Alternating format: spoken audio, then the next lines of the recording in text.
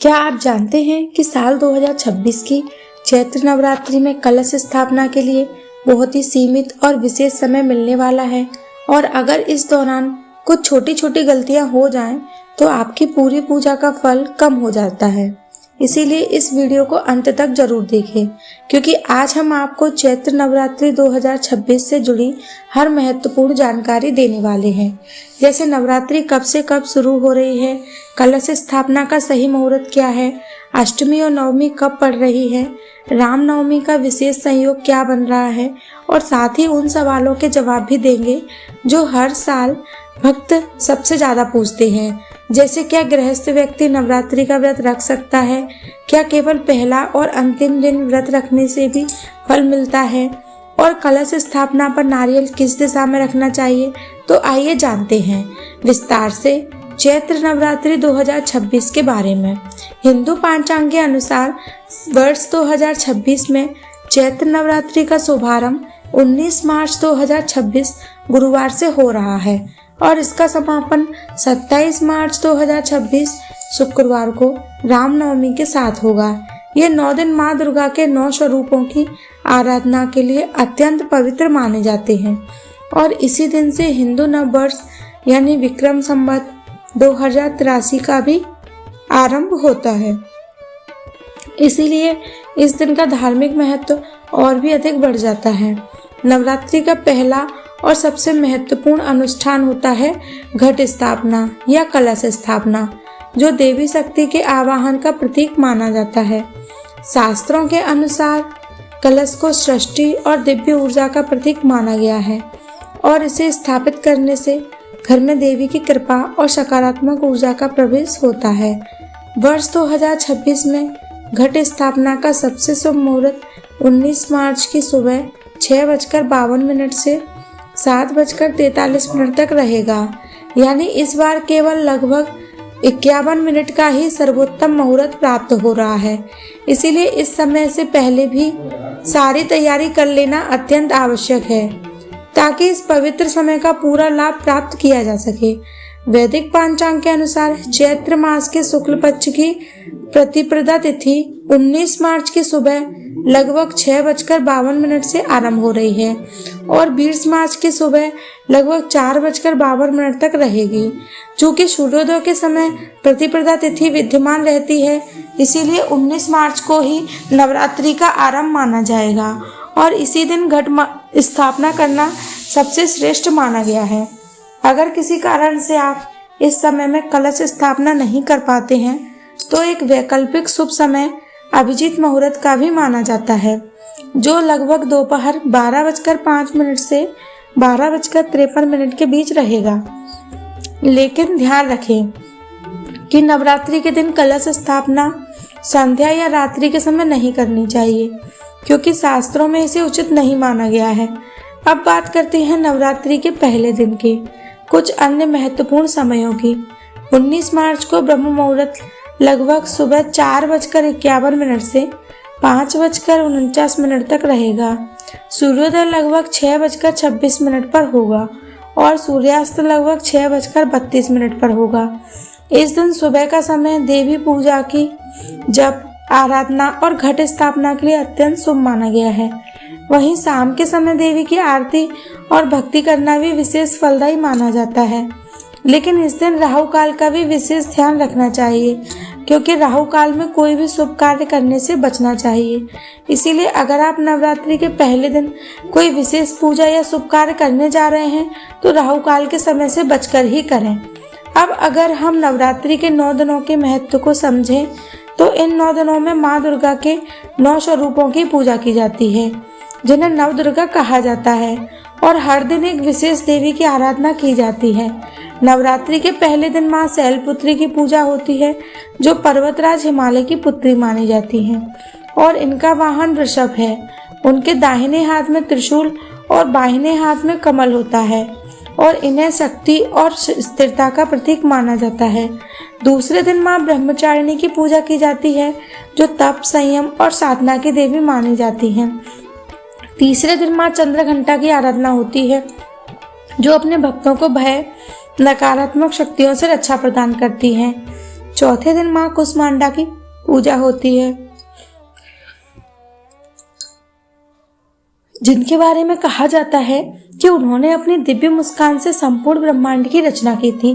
पांचवें दिन माँ स्कंद माता की पूजा की जाती है, जो भगवान कार्तिकेय की माता मानी जाती हैं और अपने भक्तों को मातृ स्नेह और सुरक्षा प्रदान करती हैं। छठे दिन माँ कात्यायनी की आराधना की जाती है, जो दुष्ट शक्तियों का संहार करने वाली देवी मानी जाती हैं। सातवें दिन माँ कालरात्रि की पूजा होती है, जिन्हें अंधकार और भय का नाश करने वाली शक्ति माना गया है। आठवें दिन माँ महागौरी की पूजा होती है, जिन्हें शांति, पवित्रता, करुणा का स्वरूप माना जाता है। और 9वें दिन माँ सिद्धरात्रि की आराधना होती है, जो अपने भक्तों को सिद्धियां और आध्यात्मिक शक्ति प्रदान करती हैं। यही कारण है कि नवरात्रि के 9 दिन साधना, भक्ति और आत्मशुद्धि के लिए अत्यंत पवित्र माने जाते हैं और भक्त पूरे श्रद्धा भाव से माँ दुर्गा की पूजा व व्रत करते हैं। अब बात करते हैं चैत्र नवरात्रि 2026 की सबसे महत्वपूर्ण तिथियों की, क्योंकि कई भक्तों के मन में हर वर्ष यह प्रश्न रहता है कि अष्टमी और नवमी कब पड़ रही हैं, कन्या पूजन किस दिन करना चाहिए, रामनवमी का सही दिन कौन सा है। इसीलिए इन तिथियों को समझना बहुत आवश्यक है। वैदिक पंचांग के अनुसार वर्ष 2026 में दुर्गा अष्टमी 26 मार्च गुरुवार को पड़ रही है। अष्टमी तिथि का आरंभ 25 मार्च को दोपहर लगभग 1:51 से होगा और यह तिथि 26 मार्च की सुबह 11:48 तक रहेगी। इसीलिए कई स्थानों पर 26 मार्च को ही दुर्गा अष्टमी का पूजन, हवन और कन्या पूजन किया जाएगा। नवरात्रि की अष्टमी को अत्यंत पवित्र माना जाता है, क्योंकि इस दिन माँ दुर्गा के महागौरी स्वरूप की विशेष पूजा की जाती है और भक्त 9 छोटी कन्याओं को देवी का स्वरूप मानकर उनका पूजन करते हैं, उन्हें भोजन कराते हैं और आशीर्वाद प्राप्त करते हैं। इसे कन्या पूजन या कंचक पूजन कहा जाता है और शास्त्रों में इसे बहुत पुण्यदायी बताया गया है। वह हर दिन हवन करना भी अत्यंत शुभ माना जाता है, क्योंकि हवन के माध्यम से देवी शक्ति की कृपा प्राप्त होती है और घर का वातावरण भी शुद्ध व पवित्र रहता है। वर्ष 2026 में अष्टमी के दिन एक विशेष संयोग भी बन रहा है, क्योंकि इस दिन सर्वार्थ सिद्धि योग और रवि योग जैसे शुभ योग भी बन रहे हैं, जो किसी भी पूजा व साधना के लिए अत्यंत मंगलकारी माने जाते हैं। अब बात करते हैं नवमी तिथि रामनवमी की। वर्ष 2026 में नवमी तिथि 26 मार्च की सुबह लगभग 11:49 से शुरू होकर 27 मार्च की सुबह लगभग 10:06 तक रहेगी।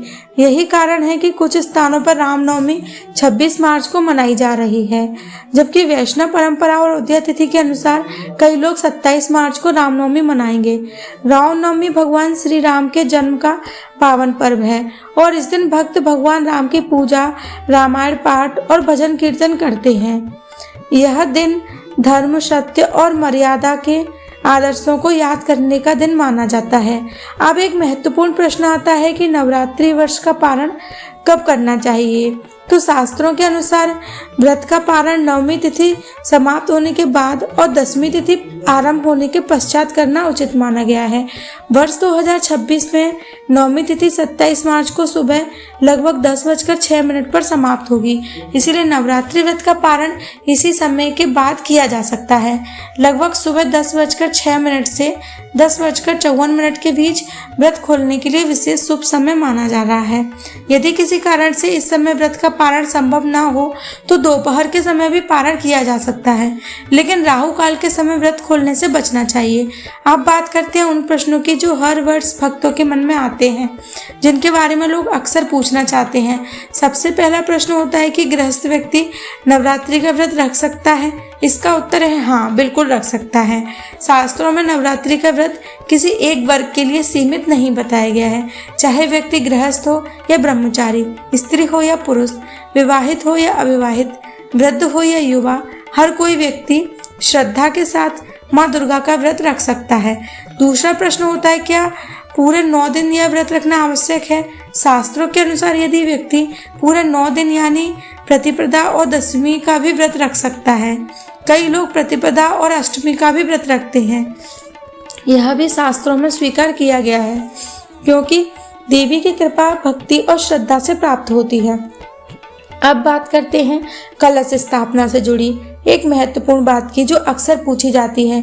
कलश के ऊपर रखा जाने वाला नारियल किस दिशा में होना चाहिए? शास्त्रों के अनुसार नारियल का मुख ऊपर की ओर होना चाहिए और उसका जटा वाला भाग ऊपर की दिशा में रहना चाहिए। कलश के पास आम के पत्ते, अशोक के पत्ते रखना भी शुभ माना जाता है, क्योंकि यह समृद्धि और सकारात्मक ऊर्जा का प्रतीक माने जाते हैं। नवरात्रि के 9 दिनों में घर में स्वच्छता, सात्विक भोजन और सकारात्मक वातावरण रखना बहुत आवश्यक होता है। इन दिनों में भक्ति, जप, ध्यान और देवी के नाम का स्मरण करने से मन की शांति, आध्यात्मिक शक्ति बढ़ती है। इसीलिए नवरात्रि केवल एक त्योहार नहीं, बल्कि आत्म शुद्धि, साधना और देवी शक्ति से जुड़ने का पवित्र अवसर है। अगर श्रद्धा और नियम के साथ इन 9 दिनों में देवी की आराधना की जाए तो जीवन में सुख, शांति, समृद्धि का मार्ग खुल सकता है। इसी के साथ आशा है चैत्र नवरात्रि 2026 से जुड़ी यह संपूर्ण जानकारी आपके लिए उपयोगी, प्रेरणादायक सिद्ध होगी। माँ दुर्गा की कृपा आप सभी पर बनी रहे। आने वाले ये 9 दिन आपके जीवन में सुख, समृद्धि और सकारात्मक ऊर्जा लेकर आए। अगर आपको यह जानकारी उपयोगी लगी हो तो इसे अपने परिवार और मित्रों के साथ अवश्य साझा करें, ताकि वे भी आने वाली चैत्र नवरात्रि का सही विधि और सही समय के अनुसार पालन कर सकें।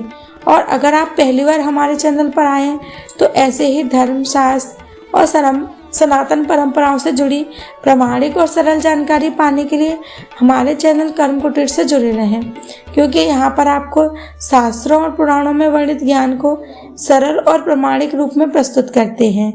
जय श्री कृष्ण, जय माता दी।